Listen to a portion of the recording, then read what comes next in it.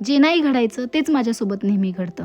आज परत माझी बस लेट झाली. नमस्कार, वेलकम टू नेहा व्लॉग्स.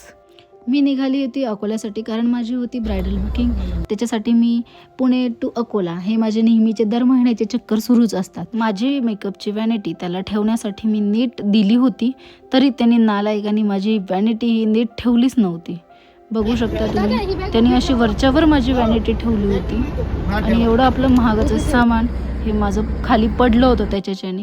मी त्याच्याचकडे लक्ष ठेवत होती आणि मला त्याच्यामुळे रात्रभर झोपसुद्धा लागली नाही. मग तेव्हा मी माझा टिफिन उघडला, जेवण केलं.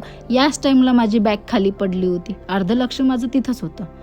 सकाळचे 6:30 वाजले तरी मी छत्रपती संभाजीनगरला सुद्धा पोहोचली नव्हती. त्यानंतर म्हटलं एक झोपच काढून घ्या. त्याच्यानंतर 10 वाजले आणि मग आले खामगाव आणि मग आपले इकडचे गाव सुरू झाले.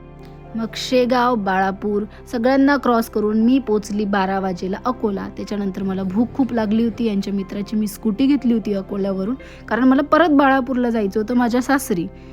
मग सासरी आले, मी सगळ्यांना भेटली, रुचाचं गिफ्ट दिलं. सासूबाईंना पण विचारलं गिफ्ट कसं वाटलं. त्याच्यानंतर मी छान असं, आमच्या इकडं कुत्र्याची पिल्ले खूपच सुंदर होती. बघा किती गब्बू आहे, वाटतं का हे गावरण पिल्लू आहे म्हणून. त्यानंतर मी निघाले माझ्या माहेरी, कारण त्या ठिकाणी माझ्या फ्रेंडला मला घ्यायचं होतं सोबत, कारण मला नेक्स्ट डेला होती ऑर्डर. त्याच्यामुळे मी शिंदखेडला वरून माझ्या फ्रेंडला घेतली होती.